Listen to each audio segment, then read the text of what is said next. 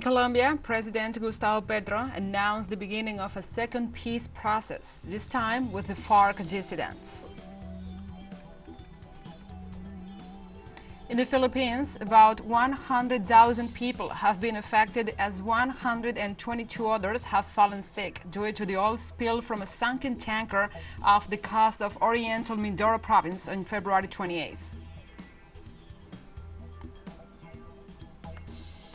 And also Ethiopia, Rwanda, Nigeria, Ghana, Kenya, and Algeria have been selected by the OMS and the African Union to produce new vaccines to deal with future pandemics in the African continent.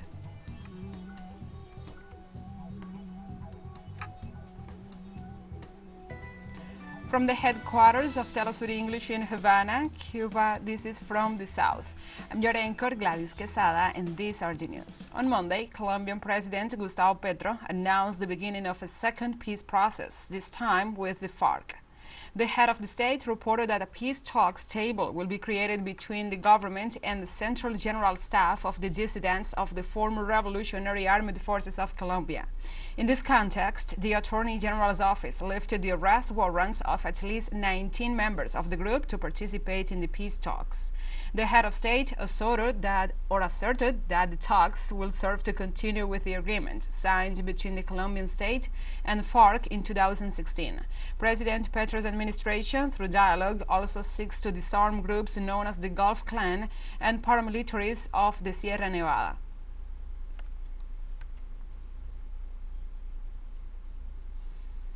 On Monday, the President of Colombia, Gustavo Petro, announced new measures to face the mining strike that has been taking place for 12 days in the northwest of the country. The President announced that the legal use of yellow machinery will be controlled at the national level, and operations to destroy large dredges owned by illegal mining mafias, which are destroying the country and the territory, will be intensified. On the other hand, the head of the state pointed out that the public forces that arrived in the zone will be maintained to guarantee the supply of food and medicines and the attention of the patients in the healthcare centers. Petro ratified that his government is not against small-scale artisanal and ancestral mining, but against what he called the big illegal mining mafias that are plundering the territory. This Monday marks 12 days, or 13 days on Tuesday, since the mining community of Antioquia and Córdoba protested with a strike, and 5 organizations in the territory called for dialogue and agreement to prevail over violent actions.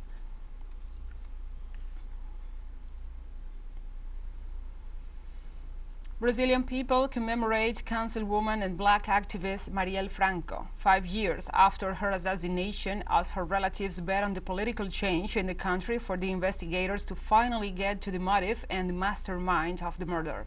The renewed interest in the investigation showed by the President Lula's government, of which Aniel Franco, Marielle's sister, is Minister of Racial Equality, brought hope that justice will finally be served, although the investigations have been stalled for years. Since the arrest of Ronnie Leza and Elcio de Queiroz as the executors in 2019, there have been no further advances regarding the motive and the mastermind behind the crime. On Monday, President Lula sent a project to the Congress to mark March 14th as the Marielle Franco National Day for confronting gender and race political violence. Franco, a renowned black feminist and human rights defender, as well as Rio de Janeiro City Councilwoman, was assassinated along with her driver Anderson Gomez while returning from a political event of Afro women.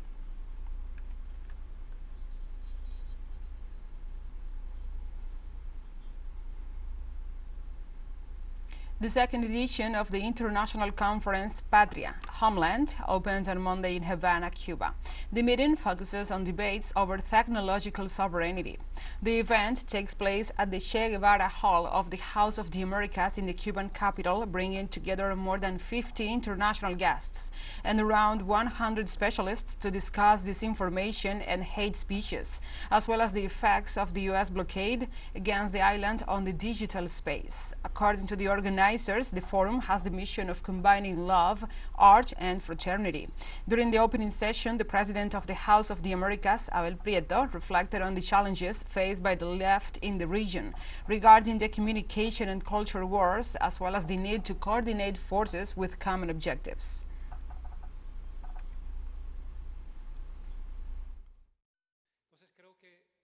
One of the main topics of our debate, in addition to very concrete tasks, is how we're going to ensure continuity and stability to these kinds of efforts that are vital. And I will end by saying something that Brent said very clearly, that we also have to build and design the horizons towards which we're heading. On his part, the director of the José Martí International Institute of Journalism, Ariel Terrero, talked about the tools implemented in the educational process of future journalists. The great challenge we have is the training of young people, the training of executives, the training of society, the contribution to society of all our knowledge. And one of the tools we have been using for some years at the Institute is precisely what has been called the transversalization of knowledge to other areas.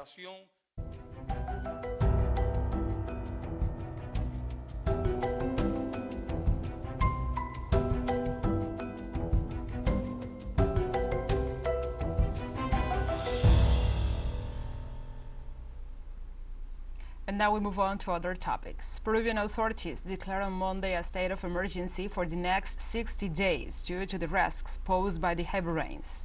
The measure was implemented in 13 departments and in the constitutional province of Callao. Officials said their objective is to reduce risk in the heat areas and support the people affected. The National Institute of Civil Defense has reported that at least 57 people have died and 8 remain missing, while more than 12,000 have been affected by the rains. On the other hand, more than 21,000 houses have been damaged by the precipitations.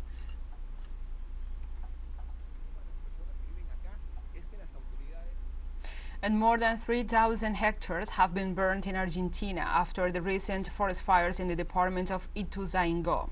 The nation's Emergency Operations Command reported that more than 150 firefighters and 2 hydroplanes are working in the area to put out the fires. The command also said high temperatures and strong droughts have sparked at least 17 wildfires, 6 of which are still active. Authorities have urged neighboring populations to take all necessary safety measures and have confirmed that so far no fatalities or injuries have been reported.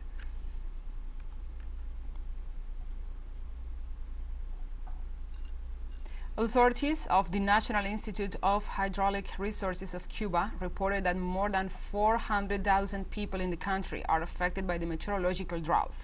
In a recent meeting to analyze this issue, Antonio Rodriguez, the president of the institute, explained that the largest number of people affected by the drought are concentrated in Guantánamo province, with more than 90,000 citizens, Camagüey with more than 60,000 people, Santiago de Cuba with more than 50,000 inhabitants, Havana with more than 47,000, and closest Holguin.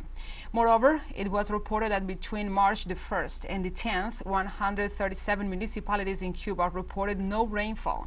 Inés María Chapman, the Deputy Prime Minister, recalled that this is not the first time that the country suffers an intense drought and pointed out that mainly in the eastern provinces, investments have been made to face this phenomenon.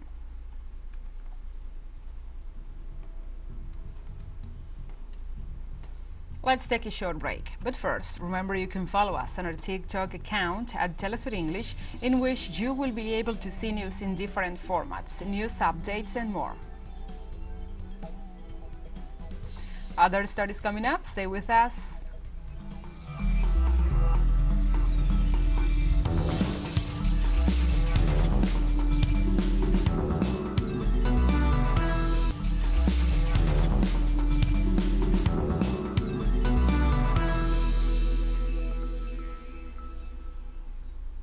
Welcome back to From the South.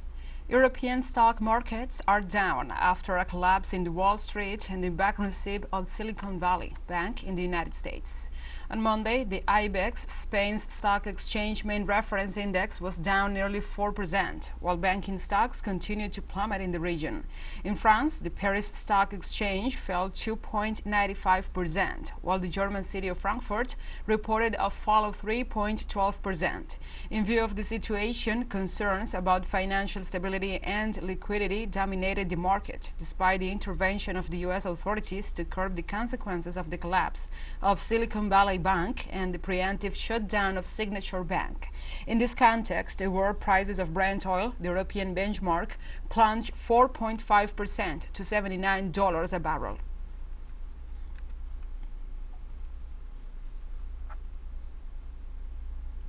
And the U.S. President Joe Biden acknowledged that the capitalist system caused the country's financial crisis following the collapse of Silicon Valley and the Signature banks. Investors in the banks will not be protected. They knowingly took a risk, and when the risk didn't pay off, investors lose their money.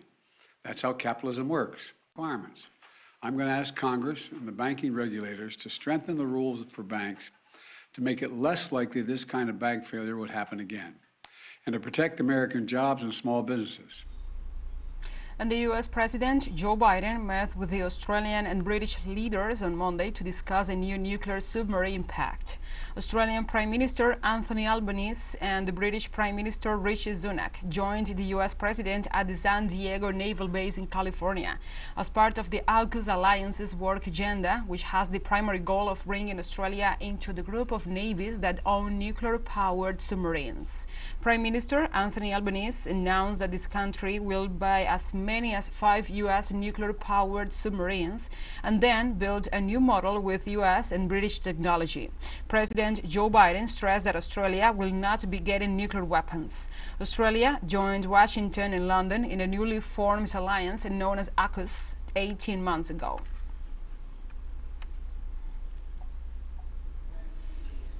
We go to other topics. 4 German airports suspended their flights on Monday after a 24-hour strike by airport workers. The strike was called by the United States or United Service Trade Union and paralyzed the airports of Berlin, Hanover, Bremen, and Hamburg, the latter involving some 2,000 employees from all the companies. The union said it has been negotiating for years with the Confederation of Aviation Security Companies for better working conditions and wage increases, as well as for a better collective agreement on overtime pay for the security and service personnel at commercial airports.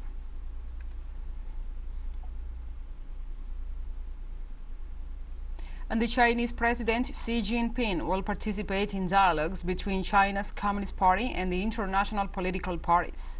The spokesperson for the International Department of the Central Committee of China's Communist Party announced the participation of the president through video conference next Wednesday. The spokesperson also said that the head of state will give a keynote speech at the opening ceremony and will join the political dialogues. The meeting will focus on party modernization and accountability and will bring together different leaders and party organizations from around the world.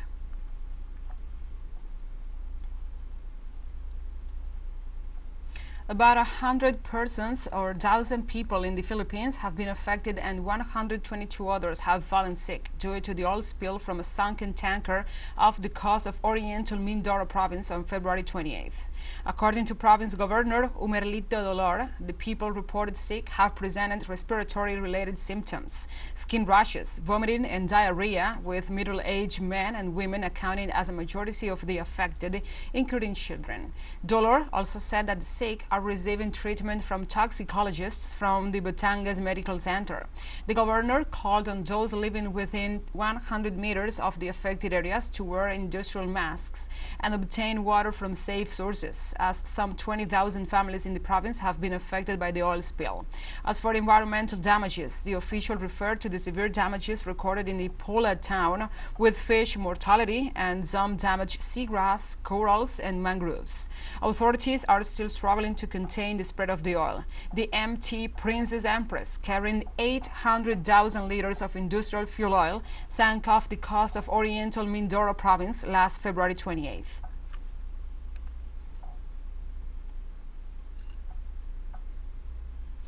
TeleSUR English continues to grow. You can now tune in from 33 different African countries through StarSat.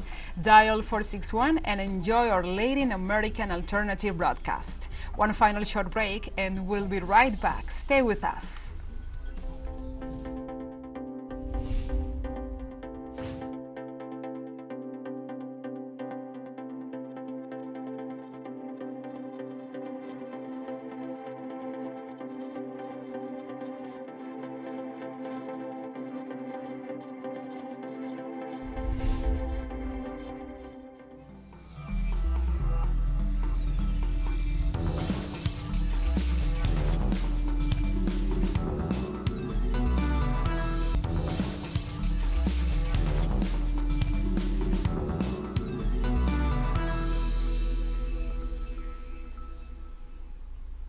Welcome back to From the South.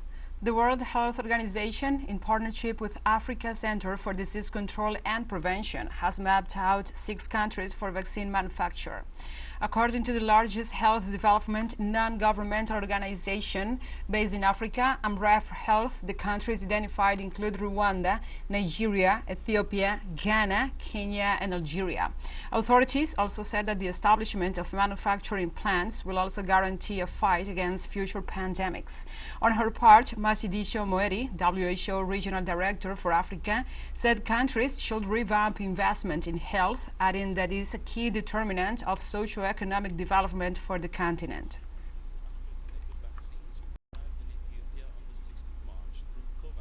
On Monday, Iranian authorities pardoned 22,000 people who participated in the recent anti-government protests. The head of the Iranian judiciary, Gholam Hossein Mohseni, said the measure takes place on the eve of the holy month of Ramadan for Muslims. The official also said that those now pardoned did not commit theft or violent crimes. In addition, the head of the judiciary detailed that Tehran has so far granted amnesty to more than 82,650 prisoners or defendants. Last September, a wave of protests erupted in Iran following the death of Mahsa Amini, a 22-year-old woman who was in the custody of the so-called morality police for wearing her hijab incorrectly. According to the authorities, the protests were promoted by Western countries.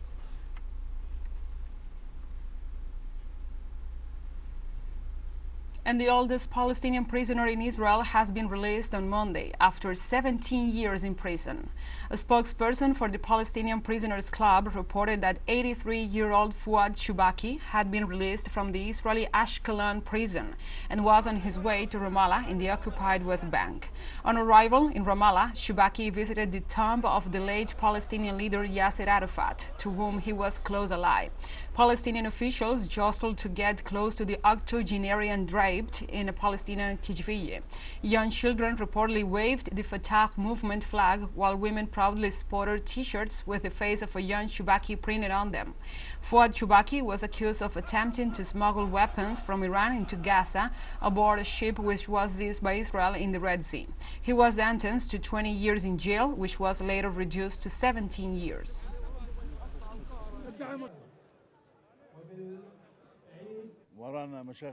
There are many tasks and projects for us to do. We should work to achieve them. Despite all the threats and hardships, and although we were abandoned, we should not abandon our people, our homeland, our sons. Nepal Congress leader Ram Chandra Paudel was sworn in the nation's president for the next 5 years. Paudel was elected on March the 9th by members of the House of Representatives, the National Assembly, and the 7 provincial assemblies. After being sworn in at the presidential palace, this congressperson leader was congratulated by the outgoing president, Bidya Devi Bandahari, and by various international political authorities. Paudel is the 3rd elected president of the Himalayan country, which officially became a republic in 2008.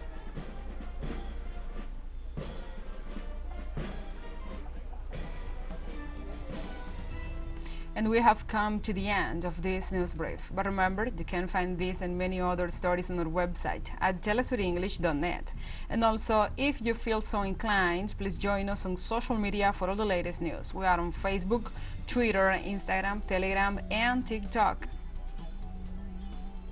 For TeleSUR English, I'm your anchor, Gladys Quesada. Thank you for watching.